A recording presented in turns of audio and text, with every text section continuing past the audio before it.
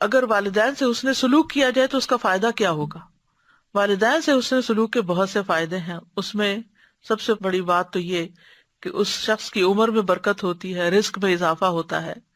نبی صلی اللہ علیہ وسلم نے فرمایا جس شخص کو یہ بات پسند ہو کہ اس کی عمر میں برکت ہو اور رزق میں اضافہ ہو جائے، اسے چاہیے کہ اپنے والدین کے ساتھ نیکی کرے اور ان کے ساتھ صلہ رحمی کیا کرے. پھر یہ کہ والدین کے ساتھ نیکی کرنا کبیرہ گناہوں کی معافی کا باعث ہے. ابن عباس کہتے ہیں کہ ایک شخص ان کے پاس آیا اور اس نے کہا میں نے ایک عورت کو نکاح کا پیغام دیا تو اس نے مجھ سے نکاح کرنے سے انکار کر دیا، اور ایک دوسرے آدمی نے پیغام دیا تو اس عورت نے اس سے نکاح کرنا پسند کر لیا. مجھے بڑی غیرت آئی تو میں نے اس عورت کو قتل کر دیا. تو کیا میرے لیے توبہ کی کوئی گنجائش ہے؟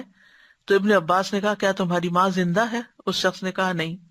تو انہوں نے کہا جاؤ اللہ عز و جل سے توبہ کرو اور جس قدر ممکن ہو اس کا تقرب حاصل کرو.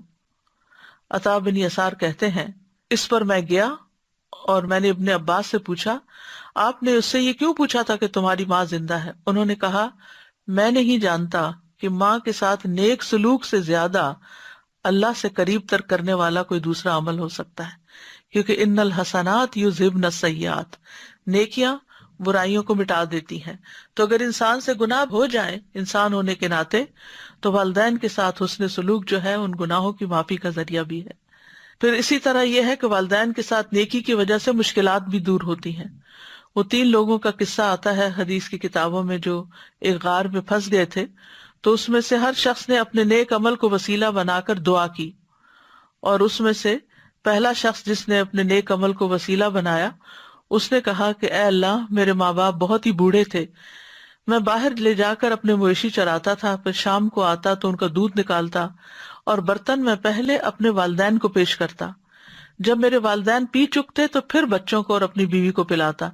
اتفاق سے ایک رات واپسی میں دیر ہو گئی، جب میں گھر لوٹا تو والدین سو چکے تھے، پھر میں نے پسند نہیں کیا کہ انہیں جگاؤں، بچے میرے قدموں میں بھوکے پڑے رو رہے تھے، میں برابر دودھ کا پیالہ لیے والدین کے سامنے اسی طرح کھڑا رہا یہاں تک کہ صبح ہو گئی. اے اللہ اگر میں نے یہ کام تیرے نزدیک صرف تیرا چہرہ چاہنے کے لیے کیا تھا، یعنی اخلاص کے ساتھ، تو ہمارے لیے اس چٹان کو ہٹا کر اتنا راستہ تو بنا دے کہ ہم آسمان کو دیکھ سکیں. نبی صلی اللہ علیہ وسلم نے فرمایا اس دعا کے بعد وہ پتھر کچھ ہٹ گیا. بہرحال پھر دوسرے شخص نے بھی اسی طرح ایک دعا کی، تیسرے نے بھی کی، اور بالآخر وہ سب غار سے باہر آ گئے.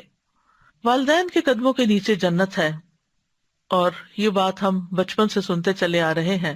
اس کا مطلب کیا ہے؟ اس کا مطلب یہ ہے کہ ان کی خدمت کی جائے، ان کے کام کیے جائیں، ان کی مدد کی جائے. پھر ایک اور روایت سے ہمیں پتہ چلتا ہے کہ والدین کے ساتھ حسن سلوک جنت میں داخلے کا باعث ہے. حضرت عائشہ سے مروی ہے، کہتی ہیں کہ رسول اللہ صلی اللہ علیہ وسلم نے فرمایا میں جنت میں داخل ہوا تو وہاں قرآن کی تلاوت کی آواز سنائی دی. میں نے پوچھا یہ کون ہے؟ بتایا گیا حارثہ بن نعمان ہے. رسول اللہ صلی اللہ علیہ وسلم نے ان سے کہا یہی نیکی ہے، یہی نیکی ہے. اور حارثہ بن نعمان اپنی والدہ کے ساتھ بہت زیادہ حسن سلوک کرنے والے تھے کہ اللہ تعالیٰ نے نبی صلی اللہ علیہ وسلم کو جنت میں انہیں دکھایا اور وہ جنت میں قرآن پڑھ رہے ہیں، یعنی کتنا بلند مقام ہے. پھر اسی طرح اویس کرنی کے بارے میں تو آپ سب جانتے ہیں، ان کا بھی کچھ واقعہ اپنی والدہ کے ساتھ حسن سلوک کا یوں ہے. اسیر بن جابر روایت کرتے ہیں کہ عمر بن خطاب کے پاس جب اہل یمن میں سے کوئی جہاد والے دستے آتے تو وہ ان سے پوچھتے تم میں اویس بن عامر بھی ہیں؟ یہاں تک کہ وہ اویس کے پاس آئے اور کہا آپ اویس بن عامر ہیں؟ انہوں نے کہا ہاں. پوچھا کیا آپ مراد قبیلے سے ہیں؟ اس کے بعد قرن کی شاخ سے ہیں، اسی لیے قرنی کہا جاتا ہے نا ان کو. انہوں نے کہا ہاں.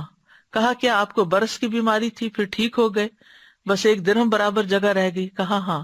پوچھا آپ کی والدہ ہیں؟ کہا ہاں. عمر نے کہا میں نے رسول اللہ صلی اللہ علیہ وسلم کو فرماتے ہوئے سنا تمہارے پاس اہل یمن کے دستوں میں، یعنی کہ فوجیوں کے جو گروپس ہیں، ان کے ہمراہ اویس بن عامر آئے گا. وہ قبیلہ مراد پھر شاخ قرن سے ہوگا. اسے برس کی بیماری تھی جو 1 درہم جگہ چھوڑ کر ساری ٹھیک ہو گئی ہے. اس کی والدہ ہے، وہ اس کے ساتھ نیکی کرنے والا ہے. اگر وہ اللہ پر کسی کام کی قسم کھا لے تو وہ اسے پورا کر دے گا. یعنی وہ اللہ کا اتنا قریب ہے کہ اگر وہ اللہ سے کوئی دعا کرے یا اللہ پہ قسم ڈال دے کہ یہ میرا کام ضرور کرنا ہے، یہ میری دعا ضرور قبول کرنی ہے، تو اللہ تعالیٰ اس کو پورا کر دے گا۔ اگر تم یہ کر سکو گے کہ وہ تمہارے لیے بخشش کی دعا کرے تو یہ درخواست کر لینا۔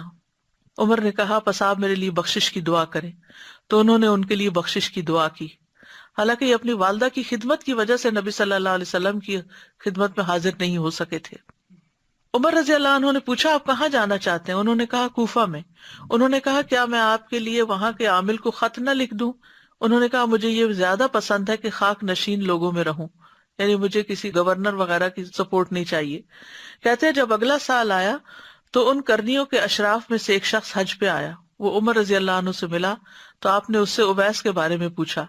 اس نے کہا میں اسے ایک بسیدہ گھر اور تھوڑی سی پونجی کے ساتھ چھوڑ کر آیا ہوں۔ عمر رضی اللہ عنہ نے کہا میں نے رسول اللہ صلی اللہ علیہ وسلم سے سنا آپ فرماتے تھے تمہارے پاس اویس بن عامر یمن کے دستوں کے ہمراہ آئے گا۔ وہ قبیلہ مراد پھر اس کی شاخ قرن سے اور اسے برس کی بیماری تھی جو درہم کی جگہ چھوڑ کر ساری ٹھیک ہو گئی، اس کی بس والدہ ہے جس کا وہ بہت فرما بردار ہے، اگر وہ اللہ پر کسی کام کی قسم کھا لے تو اسے پورا کر دے گا۔